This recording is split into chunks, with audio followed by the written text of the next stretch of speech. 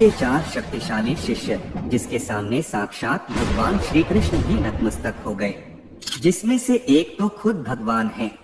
रामायण और महाभारत, जिसमें भगवान विष्णु के ऐसे शक्तिशाली अवतार मौजूद हैं, जिसे गुस्सा दिलाने से स्वयं देवता भी कांपते थे, जिन्होंने अपने पिता की हत्या का बदला 64 क्षत्रिय राजवंशियों को मार कर लिया था।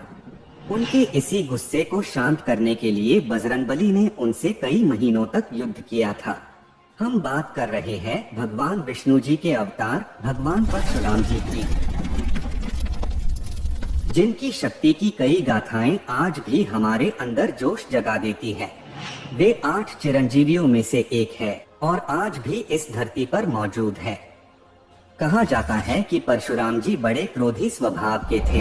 इसी क्रोध को शांत करने के लिए उन्होंने भगवान शिव जी की तपस्या करने की ठानी, उनकी शक्तियों के सही उपयोग के लिए शिक्षा देने की ठानी। उसके बाद उन्होंने 3 ऐसे शिष्यों को शिक्षा दी, जिन्हें हराने के लिए खुद भगवान श्री कृष्ण को भी छल करना पड़ा। परशुराम जी के ऐसे दिग्विजयी शिष्य, जो बेहद ही शक्तिशाली थे, और यदि खुद भगवान श्री कृष्ण कुरुक्षेत्र में खड़े ना होते, तो ये तीनों शिष्य बिना किसी सेना के महाभारत युद्ध को मात्र 5 दिन में ही खत्म कर देते। जब अर्जुन ने श्री कृष्ण जी से पूछा, माधव, यदि इन महारथी योद्धाओं को छल से ना मारा जाता तो क्या होता और इस युद्ध का क्या परिणाम निकलता?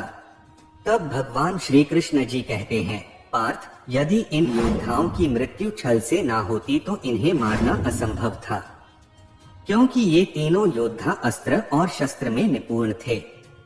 यमराज का पाश हो या इंद्र का वज्र, इनको कोई भी अस्त्र नहीं काट सकता था। लेकिन एक ऐसा भी शिष्य होगा जो भविष्य में जन्म लेगा, जिसका इंतजार खुद 8 चिरंजीवी करते हैं। यहाँ तक कि परशुराम जी भी उन्हीं का इंतजार कर रहे हैं, ताकि उनको शिक्षा और दीक्षा दी जा सके। तो चलिए जानते हैं आखिर कौन है वो शक्तिशाली शिष्य। परशुराम जी के पहले शिष्य है भीष्म पितामह, देवव्रत, जो अपनी भीषण प्रतिज्ञा के कारण भीष्म नाम से विख्यात हुए, जिन्होंने जब भी युद्ध के लिए शस्त्र उठाए तो सामने वाले की रूह कांप गई। राजा शांतनु और माता गंगा के पुत्र भीष्म, जिन्होंने आजीवन हस्तिनापुर की एक रक्षक के रूप में रक्षा की, जिन्होंने न सिर्फ कंस जैसे योद्धा को हराया, बल्कि खुद अपने महान गुरु परशुराम जी से भी युद्ध किया। वो युद्ध पूरे 21 दिनों तक लगातार चला था, जिसका कोई भी निष्कर्ष नहीं निकला। तब नारद मुनि और कई और ऋषियों के समझाने पर रुका था। खुद परशुराम जी ने इन्हें असंख्य अस्त्र और शस्त्र का ज्ञान दिया था। सिर्फ यही नहीं, कहते हैं भीष्म पितामह ने जब कुरुक्षेत्र का युद्ध लड़े तब वे हर रोज हजारों पांडव सैनिकों का वध कर देते थे।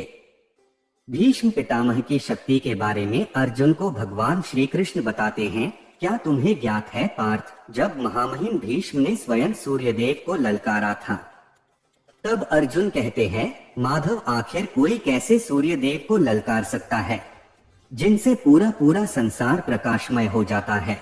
तब भगवान श्री कृष्ण कहते हैं, वो ऐसा कर सकते थे क्योंकि महामहिम की शक्ति उनसे भी अधिक थी। सिर्फ यही नहीं, भगवान श्री कृष्ण ने युद्ध में शस्त्र न उठाने की प्रतिज्ञा ली थी, लेकिन भीष्म पितामह के कारण उन्हें भी युद्ध में शस्त्र उठाने पड़ गए थे। उन्हें इच्छा मृत्यु का भी वरदान प्राप्त था, इसलिए जब तक वो नहीं चाहते तब तक उन्हें कोई हरा नहीं पाता। लेकिन इस रहस्य के बारे में पांडवों को उन्होंने बताया था, जिसके चलते पांडवों ने चाल चलकर उन्हें बाणों की शैया पर लेटा दिया। और इस तरह महाभारत के महान योद्धा भीष्म पितामह संसार को छोड़कर चले गए। अब बात करते हैं परशुराम जी के दूसरे शिष्य की, जो बेहद ही पराक्रमी थे। वे कोई और नहीं बल्कि पांडवों और कौरवों के गुरु द्रोणाचार्य थे। कहते हैं कि गुरु द्रोणाचार्य के पास इतनी शक्ति थी कि यदि वह अपने धनुष को छोड़कर युद्ध करते, तब भी वह पांडवों की आधी सेना का विध्वंस कर सकते थे, वो भी सिर्फ अपने हाथों से। गुरु द्रोणाचार्य भी अस्त्र और शस्त्र में निपुण थे। उनमें इतना बल था कि वो अकेले ही कई राज्यों को जीतने की क्षमता रखते थे। उन्हें भी अपने गुरु परशुराम जी से कई अस्त्र शस्त्र की प्राप्ति हुई थी। गुरु द्रोणाचार्य ने ही पांडवों और कौरवों को अस्त्र शस्त्र विद्या सिखाई थी। भगवान विष्णु जी ने उन्हें वरदान स्वरूप नारायण अस्त्र दिया था। इनके अतिरिक्त गुरु द्रोण के पास इंद्रास्त्र, वरुणास्त्र, पशुपतास्त्र और ब्रह्मास्त्र जैसे और भी दिव्यास्त्र थे। उन्हें कई प्रकार के जटिल युद्ध सुलोचनाओं का भी ज्ञान था। युद्ध के 13वें दिन गुरु द्रोण ने अकेले ही पांडव पक्ष के लगभग 20 महारथियों को पराजित कर दिया था। एक समय तो वो अर्जुन पर इतने हावी हो गए थे कि वह श्री कृष्ण अर्जुन से बोले कि हमारा अधिक समय यह पर बीत न जाए, इसीलिए द्रोणाचार्य को छोड़कर आगे बढ़े। युद्ध के 15वें दिन तो वो अजय थे। उनके ही कार्यकाल में पांडवों ने अपनी सबसे अधिक क्षति देखी थी। इस कारण गुरु द्रोणाचार्य को युद्ध में सीधे तौर पर पराजित नहीं किया जा सकता था। तब भगवान श्री कृष्ण ने भीम से कहकर एक अश्वत्थामा नाम के हाथी को मरवा दिया और हर तरफ खबर फैला दी कि अश्वत्थामा मारा गया। यह सुनकर द्रोणाचार्य ने हथियार डाल दिए। तब राजा द्रुपद के बेटे धृष्टद्युम्न ने द्रोणाचार्य का वध कर दिया।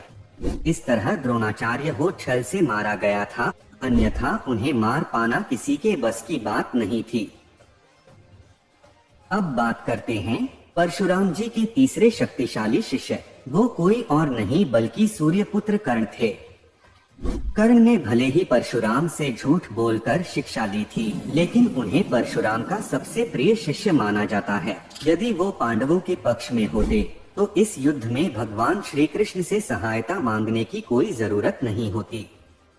स्वयं अंगराज कर्ण ही लाखों अक्षौहिणी सेना के बराबर थे, जिन्होंने इंद्रदेव को मात्र 3 बाणों से भयभीत कर दिया था, जिनके सम्मान से बड़ी उनकी दानवीरता थी, जिनसे समाज ने बालपन में ही घृणा करी। तब दुर्योधन ने उनके अस्त्रों का और उनके जीवन का सम्मान किया। इसलिए कर्ण ने युद्ध में उनका साथ देकर मृत्यु को हंसते हंसते स्वीकार किया। कर्ण में ही नहीं बल्कि उनके बाणों में भी इतनी शक्ति थी कि वो बजरंगबली के होते हुए भी अर्जुन के रथ को 3 उंगली पीछे खिसकाया करते थे। वो भी सिर्फ एक बार नहीं बल्कि असंख्य बार ऐसा किया था। वो भी ऐसा रथ जिस पर हनुमान जी विराजमान थे और स्वयं भगवान श्री कृष्ण चला रहे थे। जिस जरासंध को मारने में भीम को इतना समय लग रहा था, जिसे मारने के लिए भीम को भगवान श्री कृष्ण की सहायता लगी थी, वो आसानी से कर्ण के हाथों मारा जाता। कर्ण ने कई बार जरासंध को परास्त भी किया था। उन्हें ज्ञात था कि जरासंध की मृत्यु कैसे होगी, लेकिन कर्ण ने मित्रता के कारण जरासंध को जीवित छोड़ दिया था। अर्जुन को छोड़कर उन्होंने सभी पांडवों को पराजित किया था। कर्ण की तारीफ भगवान श्री कृष्ण भी करते थे। वो जानते थे कि कर्ण बेहद ही शक्तिशाली है और उसे केवल छल के सहारे ही मारा जा सकता है। इसलिए कर्ण को बचपन से सूर्यदेव के आशीर्वाद स्वरूप मिले कवच और कुंडल को छल के सहारे इंद्रदेव ने निकलवा लिया। अगर कर्ण कवच और कुंडल पहनकर युद्ध करते तो शायद कर्ण को हरा पाना किसी के भी बस की बात नहीं थी। लेकिन कहते हैं कि कर्ण की मृत्यु के पीछे श्राप था, जो स्वयं उनके गुरु परशुराम जी ने दिया था। जब उन्हें पता चला कि कर्ण ने झूठ बोलकर शिक्षा ग्रहण की है, तब उन्होंने कर्ण को श्राप दिया कि कर्ण अपने अंतिम समय में उनसे ग्रहण की हुई शिक्षा भूल जाएंगे।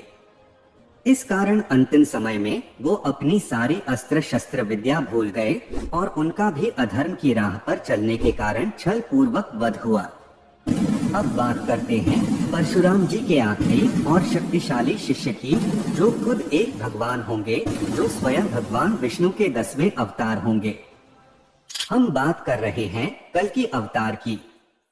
श्रीमद् भगवत गीता में वर्णन है कि संभाल क्षेत्र में एक ब्राह्मण के घर कल्कि अवतार का जन्म होगा, जिनके गुरु कोई और नहीं बल्कि धरती पे मौजूद 8 चिरंजीवी में से एक परशुराम जी होंगे, जो उन्हें शिक्षा और दीक्षा देंगे और उन्हीं से उन्हें प्राप्त होंगे कई सारे असंख्य अस्त्र शस्त्र।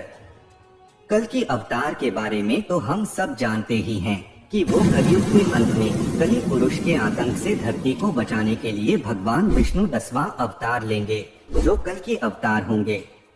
जिसके गुरु स्वयं परशुराम जी होंगे। तो यही थे परशुराम जी के 4 शक्तिशाली शिष्य। इनमें से आपको पसंदीदा शिष्य कौन लगता है, हमें कमेंट करके अवश्य बताइए। आशा करते हैं कि आपको ये वीडियो अवश्य पसंद आया होगा। कृपया लाइक, शेयर और सब्सक्राइब अवश्य करें।